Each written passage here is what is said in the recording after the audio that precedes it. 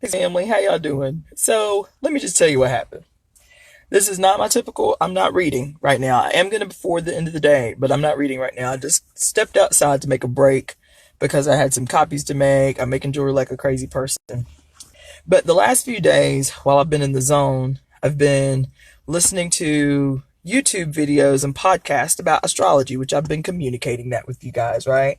About the significance of the period, yesterday's eclipse, a new moon, and the significance of it, the coming stellium, whatever.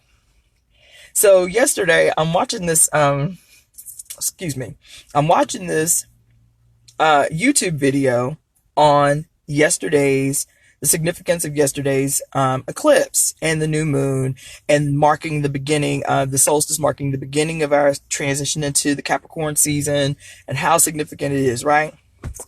So the dude starts talking about one of the most important aspects of I'm getting to a point. One of the most important aspects of this particular period that we're in, all the way through the end of January, is deconstructing our conditioning, right?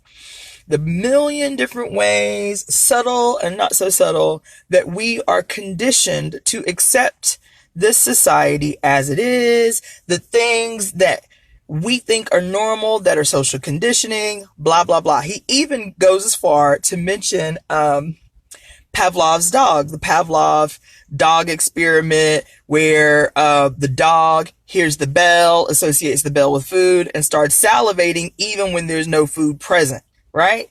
So I was like, damn, that's deep. So how about this? How about I make a run to the Office Depot. That's where I'm sitting in front of right now. Go to the Office Depot to get some copies. I walk in the place and I swear it was like so ominous.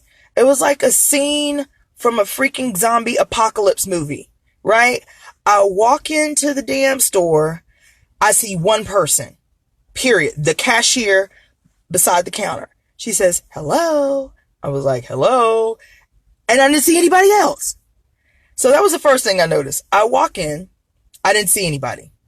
Then the first thing I notice is there's no music playing. That cheesy ass Christmas carol-y elevator music. And I was like, where the fuck is the music? I was like, so I go to the copy center, and the woman, the guy that's going to help me stands up from behind the counter. So that's the next person I see. Then all of a sudden from behind me, I hear doody doody doody doody doo. I was like, what the fuck? I turn around and it's this old lady doing her business, like she's cutting her papers and stuff, and she's humming in the absence of this damn music, right? Plus, it's freezing. And do you see how I'm dressed? I've got layers upon layers, and I'm freezing in this joint. And I'm looking around. I'm like, is there a hidden camera somewhere? It was so creepy. And then it struck me.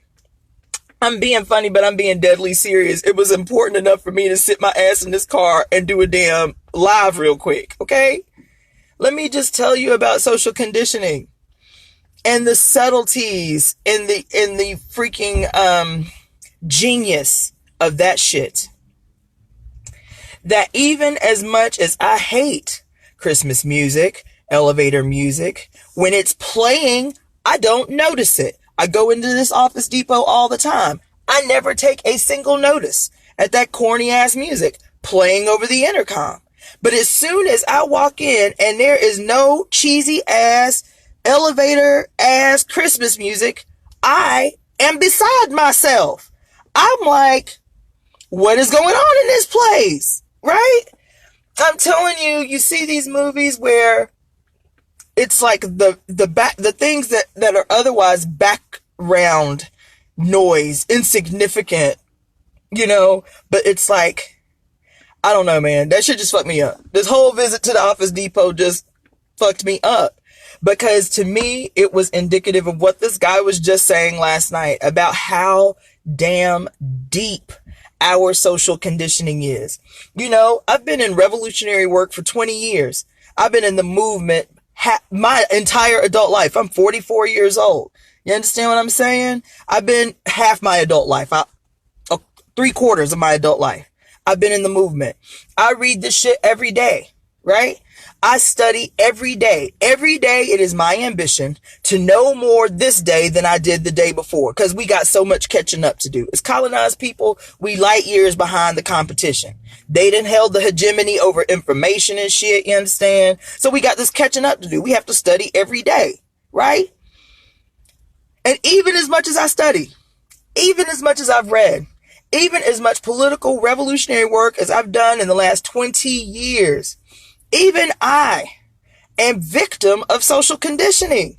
Let me tell you, I used to be in this organization, right? And there was a sister, an elder sister. She was, as a matter of fact, she was the oldest person in the organization.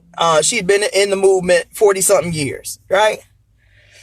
And she used to tell me, I just cherish this woman so much, and it's just so unfortunate that, we lost touch. But she used to tell me all the time, she said, in order for you to be an effective organizer, Iyapo, in order for you to be an efficient revolutionary, there's something that you have to come to terms with. All of us have to come to terms with. She said, I've been doing this work 44 years, and I still have to come to terms with it every day when I get up.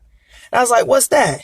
She is like, you have to recognize that as long as this shit is still standing, the first and most relentless battle you are ever going to wage is defeating the cracker in your own brain every morning when your feet hit the ground. You hear me? I hope you hear the spirit of what I'm saying. I don't want anybody to get offended by the term cracker. You understand? At the end of the day, we are talking about a social system. We are talking about an empire that benefits the few at the expense of the many. And what they do, what they have consolidated is the most impressive, impeccable, intricate goddamn propaganda machine the world has ever known.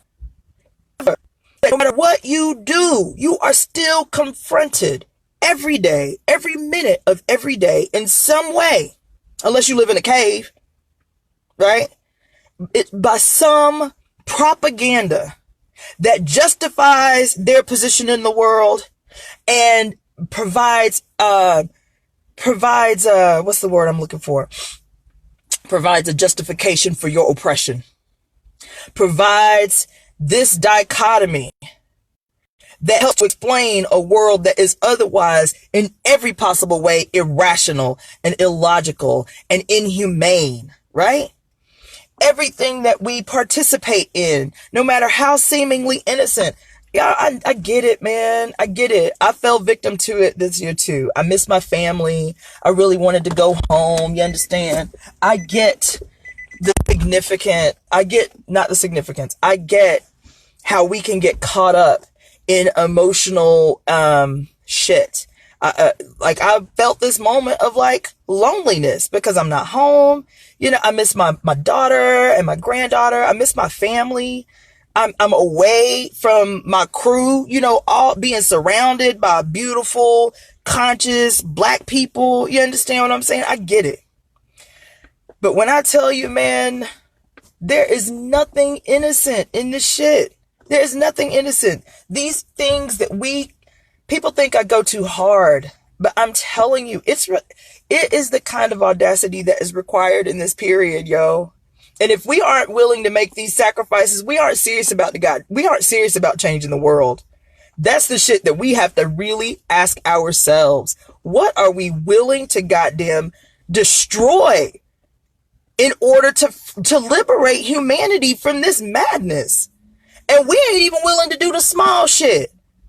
We ain't even willing right now. Those of us who say we committed, we still jump both feet first into these imperialist, nasty, dog-ass, vicious holidays that still do the same thing. Justify our oppression and justify somebody else's position on our fucking backs. Oh, you go too hard, Iyapo. Listen, these goddamn... That's why I'm reading this book to y'all. You understand? Everything that we are engaged in has an origin, and that origin is the immiseration of the entire goddamn planet. Yo, that origin is for the few to prop themselves up on the backs and on the oppression of every goddamn body on the planet. The origin of Christmas, the origin of Thanksgiving, the origin of Easter. These are political campaigns, baby. These are not innocent, quote, holidays. These are political strategies. But you go too hard, Yapo. I'm telling you, this conditioning is deep. This shit is so deep.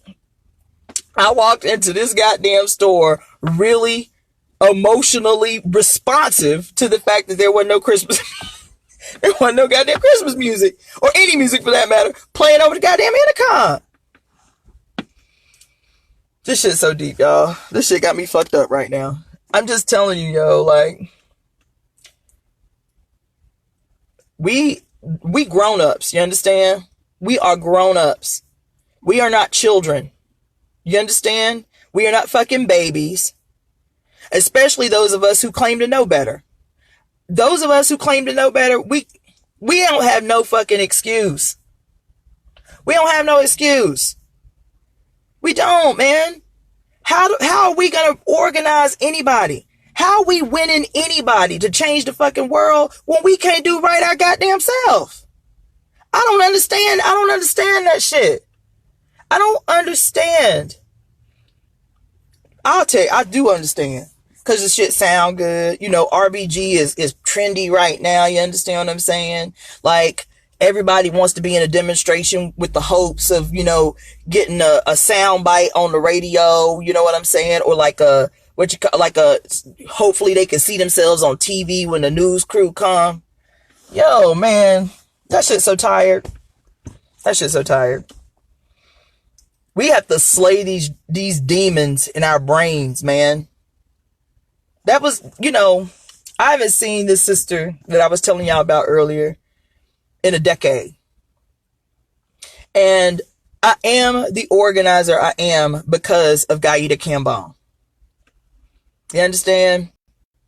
Everybody that I know from that organization that had any weight as an organizer studied under Gaida Kambon. Was worked directly under her leadership. The most prolific goddamn revolutionary I ever met to date. Ideological powerhouse, practical application genius. The most prolific organizer I ever met in my whole life from that day to this. And when she said that, she said, girl, I've been in this organization 44 years. I'm 70 something years old. And every day I still know I got to go to war with the white person in my brain, with the cracker in my brain. Every day I have got to attempt to undo this goddamn propaganda machine in my own head that I'm confronted with every time I walk out the door. Every billboard you see, every street sign you see, every goddamn, when I tell you these motherfuckers left no stone unturned, no stone unturned. Every scientific study, so you know, that's my bag. I love scientific studies. Every scientific study they have ever conducted was to create strategy to keep us oppressed. Yo, this shit's so deep, yo. It's so deep. It's so deep. Pavlov's the whole project, the whole social experiment around conditioning and Pavlov's dogs was to understand how to manipulate human beings. Do you think that they really gave a damn about creating the No, that shit was designed to understand how to manipulate human beings into doing your will against their own self-interest. Yo, so let me tell you, I didn't intend to go in, right? But let me just tell you. So, you know, I went to medical school. I'm having to write papers every month, you know, 2-3 papers a month for that matter, having to research different topics. And so I remember there was this documentary that I watched called The Addicted Brain. And this study was conducted in the 1972, I want to say. Okay. It was so profound because it just explained so much of what we are experiencing. That's what I'm saying. Anyway, so in the study, they're observing in a controlled environment, but they're still observing the bonobo monkeys, which is supposed to be, I ain't trying to get into no debate or initiate no debate about evolution and ancestry. Okay. According to this study, bonobo monkeys and their behaviors, their social groupings, and how they interact with each other, they are the closest related mammal to human beings. That's all I'm saying. Save that other shit for later. So in observing these monkeys, what they understood,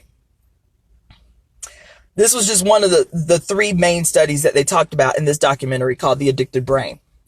So what they observed was, what they were trying to understand, one, was how your social settings can contribute to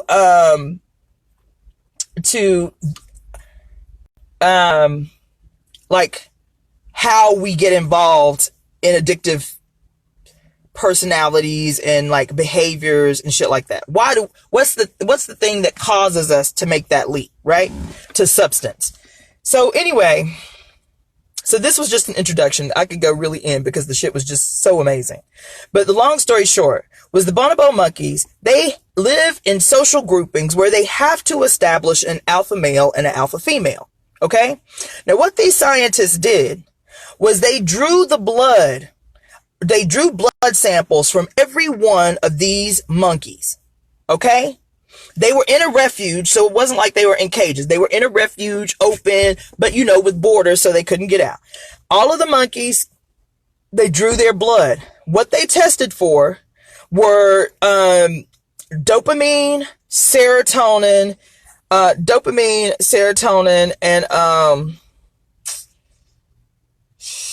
I think those were the main two. They tested for the dopamine levels and the serotonin levels, right?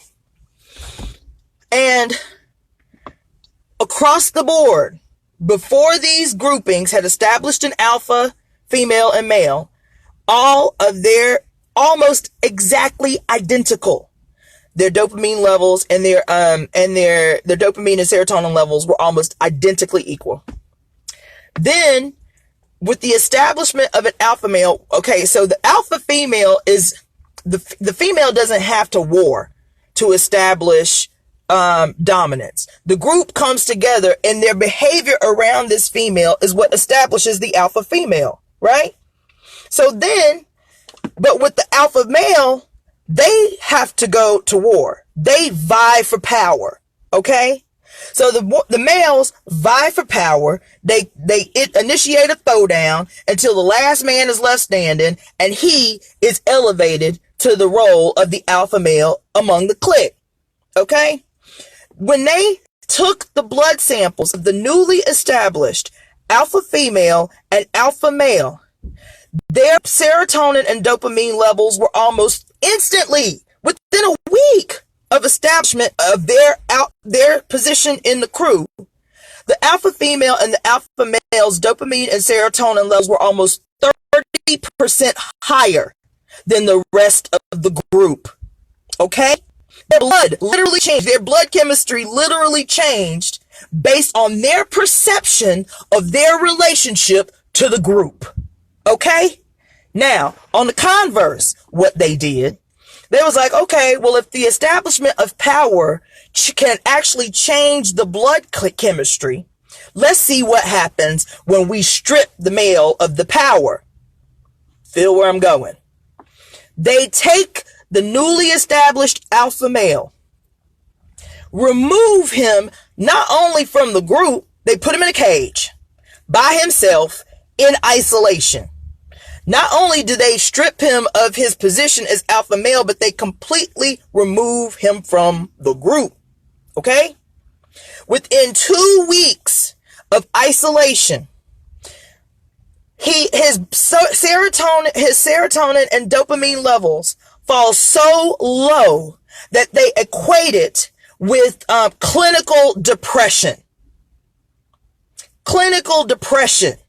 His serotonin and dopamine levels fall to well below 30% of the average of the crew in isolation. This study was what in 1972, this study was what initiated this whole process, even though they don't adhere to it. It is supposedly illegal in this country to hold an inmate in prison in solitary confinement for more than 6 weeks. Right? This study was what initiated that. So here, this primate is removed from the crew, right? Removed from his social grouping. And in 2 weeks, he is clinically depressed. And within 6 weeks, he is clinically insane. Okay? That has nothing to do with substance, has nothing to do with anything other than our relationship to one another and our perception of our place among the group. Okay? So that shit was deep to me. And it also was about, so the subtleties of this experiment, they were specifically looking at social behavior, social groupings, and how it can contribute to like depression and mental illness and what have you. But the more intricate aspect of this damn study was about the effectiveness of social manipulation, of circumstances that are created to cause social isolation. So even though this study was the one that initiated this whole process of making it supposedly illegal to hold an inmate in solitary confinement for more than 6 weeks, because according to this study, in 2 weeks he'll be clinically depressed, and in 6 weeks he'll be clinically insane. There was so much more that I'm sure those who create social constructs understood as valuable in this study. So that was a long and very scientific, complicated way of saying something very simple, that there is nothing innocent in this society. There is nothing created by those in power that is simple or innocent or does everything they goddamn produce, everything they do is to maintain hegemony over the planet and its inhabitants. Every damn thing. And that's, at the end of the day, that's what we have to come face to face with. Those of us who call ourselves doing this work, and I know I'm an asshole. I get it, but I'm sorry. We made a commitment. I ain't talking about lay people because, there's an understanding that they don't have yet. I'm talking about those of us who said, I want to change the world. Said it out loud, then professed it out loud. I want to change the world, right? But we still put up a Christmas tree every year. Well, we just do it for the kids. You are participating in the confusion of your children when you do that shit. To be RBG on one hand, to be a revolutionary on the one hand, but still participating in the traditions of your enemy. Knowing historically that there is nothing that they did that was innocent. Everything that we experience is a goddamn propaganda strategy by our enemy to control our fucking brains. You want to talk about the goddamn Matrix? The Matrix ain't some computer generated sci-fi goddamn reality. It's not. That shit is every billboard you see that convinces you of some shit that's against your own interest. That shit is the TV shows that you watch that you love so much that are hostile to women. And I'm talking about women who engage in this bullshit. I know women and I love sisters. I love women. I love women. I respect women. But some of the shit we be engaged in, I'm like, what the fuck is, like, what are we thinking? I'm sorry, I get it, but there's nothing innocent. This goddamn housewives bullshit and everything is about creating the circumstances to create conflict among people that should be allies. And we love it. The grimier it is, the more we eat that shit up. The more hostile and terrible it creates of an image about women, we love it. We eat it up. We eat it up. And cannot figure out why we can't get out of this shit. Cannot figure out why we cannot create allies in men because we sit there on board with our own oppression, propping up these images that destroy the image of women, that destroy the humanity of women, and can't figure out why don't nobody bat an eye when we talking about how many thousands of women every year get disappeared into the human traffic. Do you know that there are goddamn 1.5 million women being held as sex slaves in this goddamn country right now? 1.5 million. Right now. How does that happen in a goddamn free society without a propaganda machine at work all the time in our lives, rocking us the fuck to sleep to accept this shit as normal? How we aren't moved by this shit? 1.5 million people being held against their will in this country as slaves, and we say shit like, I don't understand how the Holocaust was able to happen. I don't understand how slavery lasted so long. We're looking at it in broad goddamn daylight, in real time. It's what we're looking at. It's what we're looking at. When we're looking at what's happening along the borders, with the indigenous people fighting for their own shit. Imagine the paradox of indigenous people being brutalized by a foreign and alien state power to have access to their own goddamn land. Yo, I'm telling you, propaganda is the weapon of the day. It makes it so that military weapons aren't as necessary right now because we are willing participants in this shit. We are, yo, we are. I just don't, listen, if we gonna win, it's gonna take bodacious goddamn action, man. And we ain't ready for bodacious action if we can't turn off the fucking TV. If we can't make a conscious decision that we are not going to watch anything that justifies the oppression of women, if we're not going to watch anything that is not racist and white nationalist in theme, if we do not, yo, I just don't know what else we gonna do. We're being conditioned every day. That's the whole reason I got on this diatribe in this damn car in front of this Office Depot, because I was like, where the Christmas music at? I've been a revolutionary 20 goddamn years. And I was still emotionally moved, responsive to the fact that there was no music in this goddamn store when I walked into it. I'm like, yo, oh my God. I just don't know, yo. I just don't know. I'm reading this book to y'all every day, and every day I'm just like, we aren't ready. We aren't ready. We are not ready. We ain't. And that's what social conditioning does.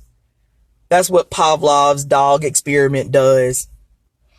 That's what this madness on TV does. It makes us, men, women, and children, hate women. It's what makes us so keen to create so much waste. We're so gluttonous and so wasteful and so flippant with resources and can't figure out why the rest of the world is suffering. The rest of the world is suffering is because we in the United States, even colonized folks, I get it. We colonized. We got shit we got to deal with living in this shit. But at the end of the day, we create the problem for the rest of the planet. So-called Americans make up an 1/18th of the global population, yet we produce more waste than any country other than Japan and China. We make up an 18th of the planet, yo. We so goddamn ridiculous. We ridiculous. It's such a paradox because I'm guilty. So I'm not making no criticism that I'm not accepting for myself. Every day I'm like struggling with my own fucked up habits and my own fucked up conditioning. But the first thing is acknowledging that our asses are fucked up. We fucked up, yo. We fucked up. And we can be talking about demonstrations and a revolution and these ambiguities all we goddamn want to. If we are not doing the daily work to transform our lives, starting with us as a cell and radiating out, we ain't doing shit. We ain't doing shit. I'm sorry. I know too many motherfucking people that are in this work. I know too many people who are in this work, but don't do simple shit. Like reduce their waste. Like fucking recycle. Like,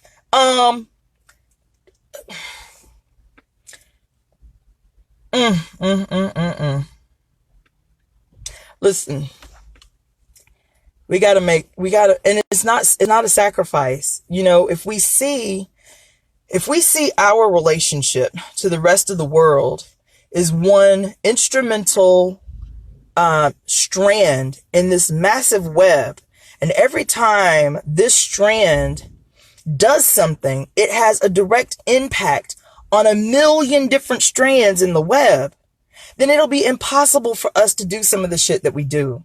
If we know that everything that we do, from the seemingly small to the massive, is going to have not an indirect, a direct impact on 100 other strands in the web, that alone will create this need for us to be better, to do better. It's not rocket science, and it's not a sacrifice. The problem is we see ourselves as something different than everybody else.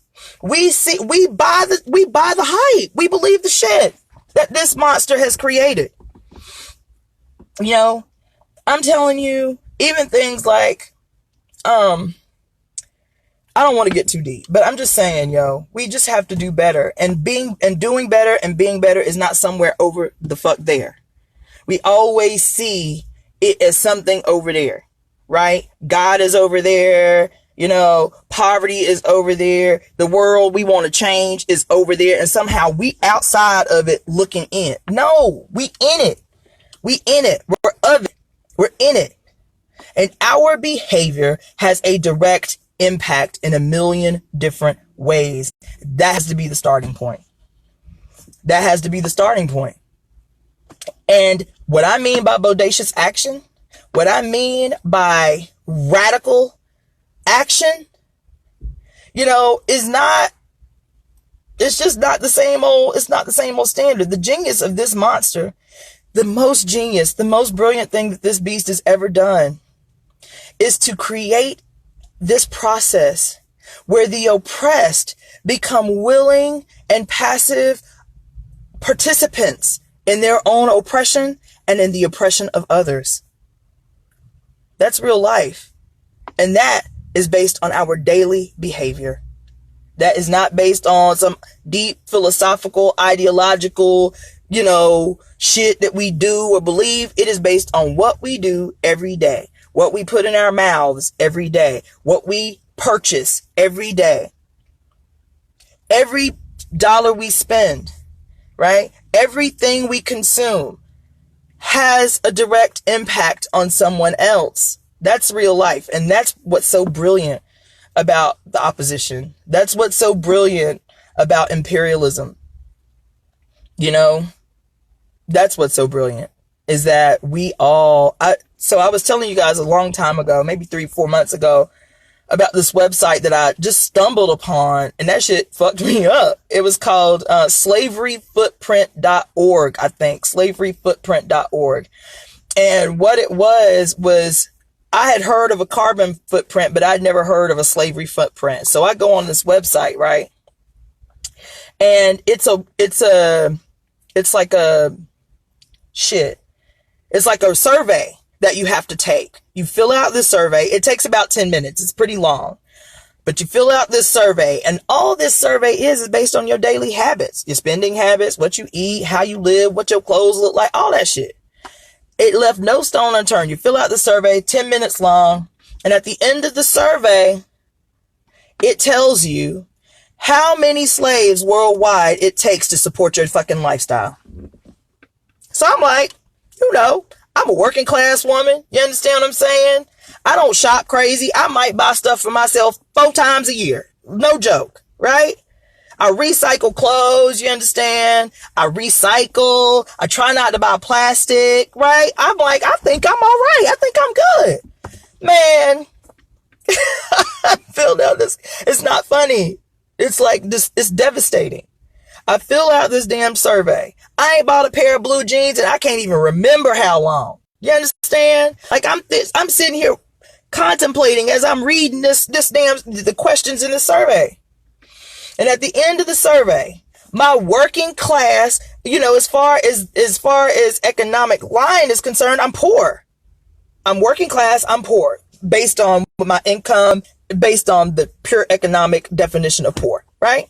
So I'm like, I'm a poor woman, you understand? But I'm conscious, so I still don't engage the way a lot of us engage. Poor, working class, black woman, I think I'm all right. At the end of this damn survey, based on what I filled out on this survey, right? This damn survey said it takes 25 slaves to support my lifestyle every fucking day. That is the world that we live in. That is the world that we live in. Now, it takes 25 slaves, according to this survey, to support my lifestyle as a poor working class woman in this country, based on my spending habits, based on what I eat, whatever. And then I'm talking to this young sister, and, and I get it. We into threads and we into fashion and this, that, and the other. And so I'm like, she's like, I don't want to know. I don't want to take that survey. And I said, therein lies the problem. She goes shopping once a week, literally, not figuratively. She goes shopping once a week. She got more shoes than any one human I ever seen. You understand? And so therein lied the problem. The problem is that we are caught up so much in this shit that we do not want to know the dirt that's associated with it. That shit was a gut punch for me. I don't shop out of control. I try to be socially responsible. I could do better. I'm not fronting. I could do better. And there's some things that I try to actively sidestep because of my social awareness of its impact. I haven't bought a new phone, and this phone that I'm talking to you from, I have had since 2016. So I don't be like going through phones just because it's the new. I don't do that because I understand that my brothers and sisters in Africa are being made to work for fucking free to produce our lust for phones. Cool. I don't do that shit. Right? I get my computer fixed. The computer I have right now, I've had that computer 10 years. I get it fixed. I get it fixed regularly because I understand the impact that it's going to have on African people on the continent for us to be going through computers like we going through drawers and shit. You understand? So I feel like I'm very socially, I don't buy new blue jeans because I know, because I seen a documentary on it, how horrible the impact is environmentally by buying blue jeans on social and on society. That these companies that used to be American companies have now gone to Africa and India to get cheap labor for the production of blue jeans, and it's causing cancer in the producers of blue jeans because these countries don't have, environmental protective, blah, blah, blah, this, that, and the other. So I'm like, fuck it, I don't buy blue jeans. If I buy blue jeans, I go to a Goodwill and buy them used, right? I feel like I feel like I'm ahead of the curve in terms of my commitment to being more socially responsible, right? Even with all of that, I take this goddamn survey and it's like, bitch, look, your habits are fucked up. You need 25 slaves a day to support your fucked up lifestyle. Get your life right. That's what that survey said to me. Get your fucking life right. You understand? Problem is, we don't want to know that. I put that website on my Facebook page consistently because that shit fucked me up. We always want to look at somebody else as the fucking bad guy. We do. We always want to talk about the white man this and the white man that, and that's not wrong. This is a white nationalist, white supremacist, imperialist world economy that we are caught up in. You ain't wrong, but they ain't the only criminals. Unless we are checking our own goddamn behavior, we are active participants in upholding this shit. That's the work. That's the work. That's the work. Man, I posted that damn website on my Facebook page, I know, a week, every day for a week. And not one person took that survey. Not one person that I know of. Nobody contacted me. I said, post your results on Facebook. These are small things that we can do to check our shit.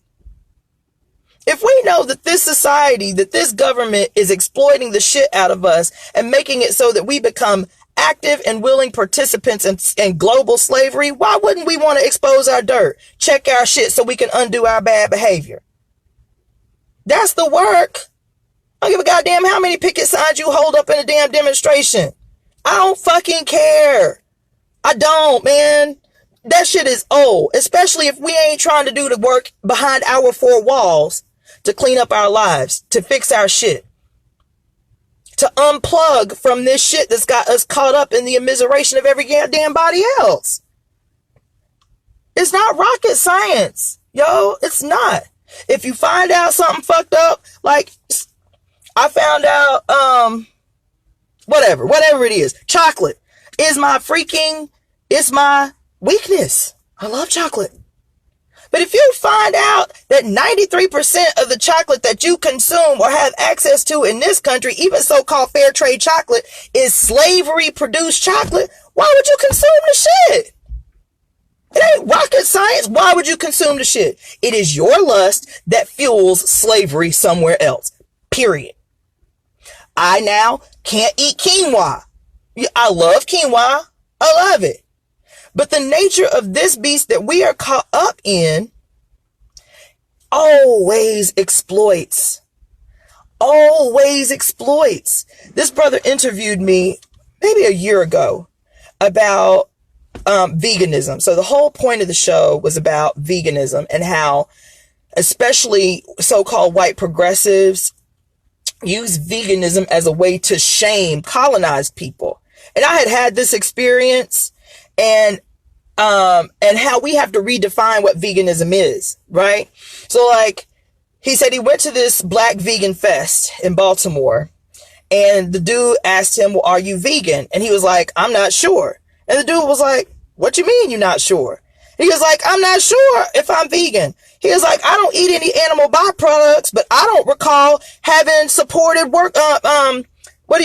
migrant workers lately. I don't recall putting money in the coffers for migrant workers who produce the food that I consume lately. So am I truly vegan?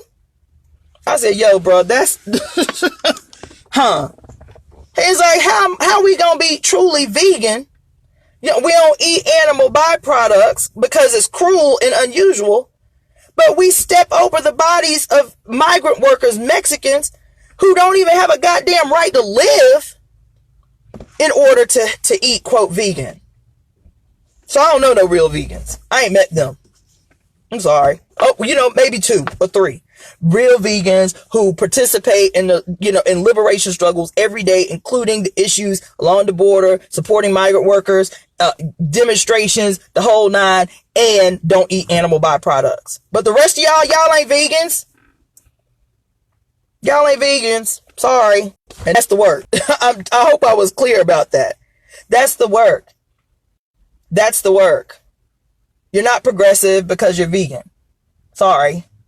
Especially if your life is still caught up in the immiseration and the enslavement of others. If you vegan, but you love papaya and pineapple and mangoes and bananas and shit, right? Are you truly vegan?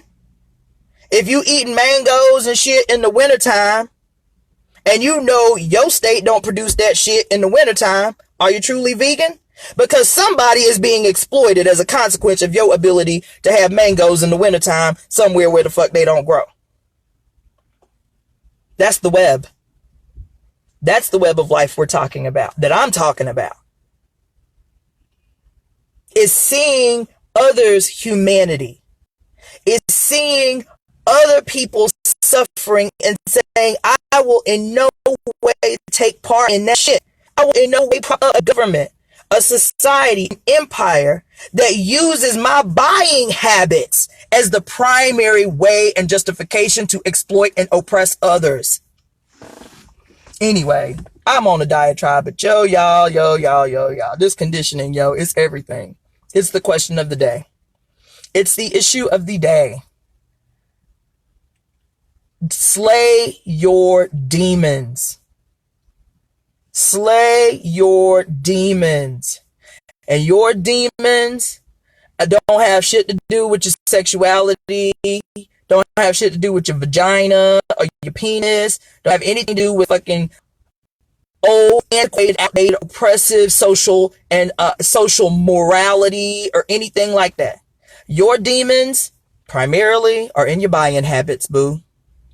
Your demons are primarily in what you accept coming out of that goddamn TV. Your demons are your internalized misogyny, your internalized patriarchy. That's where your demons at. That's where your demons are. You understand? Your demons are in your willingness to turn a blind eye to the suffering of others to be comfortable.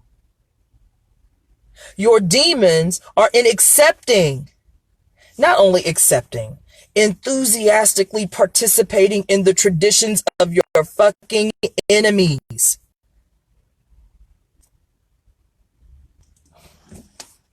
If we want to change the world, what are we talking about changing it to? That's what I want to know. When you're talking about you want to change the world, what are you talking about changing it to? What are you talking about changing it to? Are we talking about creating a colored version of capitalism? Is that what we talking about? Are we talking about destroying the system that oppresses us, but keeping all of its traditions in fucking place? Oh, we done destroyed capitalism, but we gonna keep Christmas? We done destroyed capitalism, but we gonna keep Easter? We gonna keep Thanksgiving? How the fuck would that look? To say, yeah, we done won the revolution. We done slayed the dragon. You understand? I'm sorry that I even use that term because it's so fucked up. You know, we done destroyed white power. We done destroyed white supremacy in the world.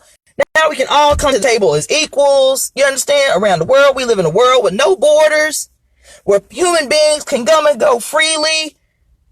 Right? But we gonna keep the traditions of a fucking enemy that has slaughtered hundreds of millions. We gonna keep the traditions of an enemy that, because we emotionally attached to them?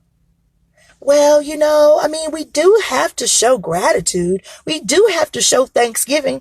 Do we have to do it on a day that celebrates the massacre of Indians? That's what you're saying? That the only way to emotionally express gratitude is to do it on the day that your enemy gave you, when he is secretly celebrating the land that he acquired as a consequence of brutalizing women, children, men, babies. We cannot be emotionally invested in this bullshit, y'all. I'm sorry. Not if we, I ain't talking about everybody. Everybody that's watching ain't no revolutionary. That's cool. Don't be offended. I ain't trying to offend you. What I am saying is that those of us who have made a commitment, those of us who have said in some way or another, I want to be an agent of global transformation. I want to be one of the ones that drives the stake in the heart of capitalism, imperialism. You can't do it while holding on to this shit. The decadent, foul, fucked up, oppressive madness. You can't do it. You can't have it both fucking ways, yo. You can't. God damn it. And I don't understand what's so hard about that. Yes, I was lonely yesterday. I really was. Yes, I really missed my family yesterday. But guess what? I bought an airline ticket to go home in 2 weeks. Is it going to make my visit home any less significant because it didn't happen on Christmas? These are the sacrifices we have to make, people. It is. It is, man. It's what's required of us. We make up 1/18th of the global population, but our footprint on humanity has been the most vicious, the most diabolical, the most unresolved. And we love it. We love it. We love our oppression. We love our oppressors. We love their traditions. That shit makes us feel good, warm and fuzzy inside. You understand? We love it. We love it. And it doesn't matter what people tell us. It doesn't matter what statistics come out. That's another thing that I always talk about, the failure of certain movements, certain mass movements, the failure and the genius of our enemy. Look, I spent 20 years as a political organizer. 12 of those years I spent in in the African People's Socialist Party, in a militant organization, right? And it wasn't until I left the party that I came to understood the missing ingredient of revolutionary work, at least the way I had experienced it in that organization. The missing link was spirit. The missing link was heart. See, we have been convinced, man, that all we got to do is do some research, you understand? Provide some statistics, you see. Make a good speech about the research and the statistics that we have acquired, and that is somehow going to pop people, bring people by swarms into revolutionary life, into revolutionary work, and transform their colonized mind into something that can be molded into a revolutionary consciousness, right? That's what we think. We think that the statistics is going to do the work. But there's a reason that the goddamn church is winning still. We know that shit is backwards. We know that shit is decadent. We know that shit is old, and its whole foundation is a goddamn lie. We know it. Why the church still winning then? Why is the system still running circles around so-called revolutionaries? Because, man, we have forgotten that you cannot speak to a human's head. That a human's head is guided by their heart. That if you strike an arrow into the heart of human beings, then you will win something of substance. Then you will win something of substance.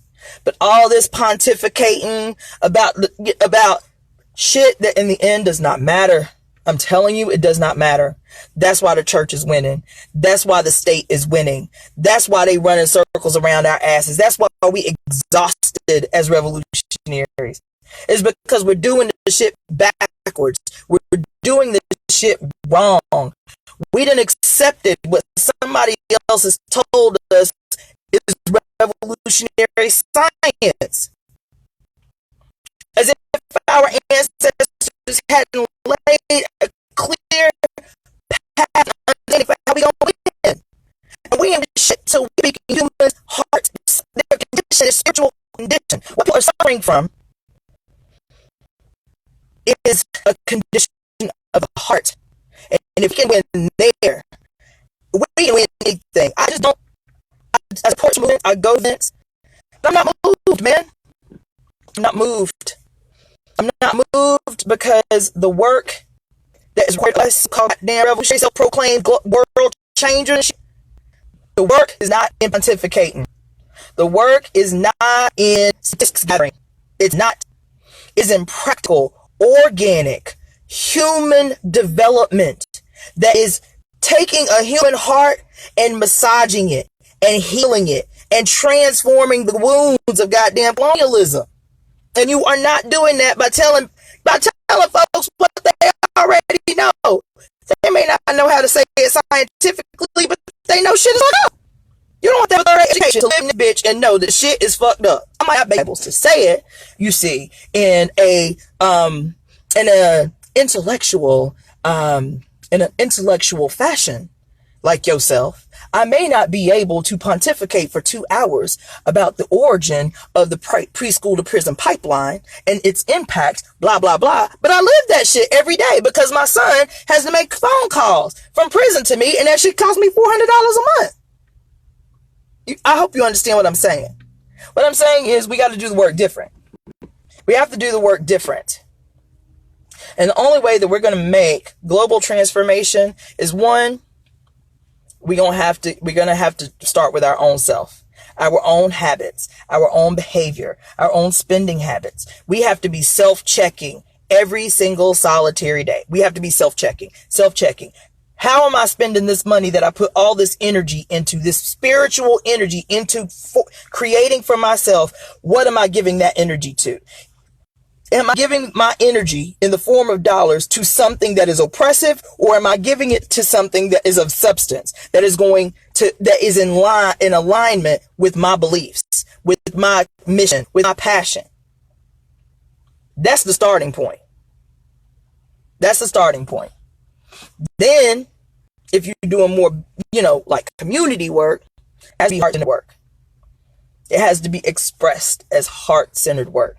The other work, in terms of the individual, is getting our asses out in these trees, getting our asses out in this dirt, getting our asses out in this water, and doing serious meditations to heal the planet. Serious meditations. I'm talking about deep, dark, witchy, profound. I'm telling you. You have to have Mother Earth as a component of your revolutionary work. She has to be on board with you, because she'll give you everything that you need, but only if you asking for it. That's all I want to say. Is slay your demons. Slay your demons. Slay your demons. Slay your demons. That's all I want to say. Damn, I didn't intend to be on here this long with this shit. I'm just saying. Whew. God, today. Anyway, thank you so much. I love you all. I'll be back in a few hours before day's end to finish reading. I'm going to be reading 2 chapters tonight from The Great Cosmic Mother, Rediscovering the Religion of the Earth. And, yeah. So that's all I want to say. Peace.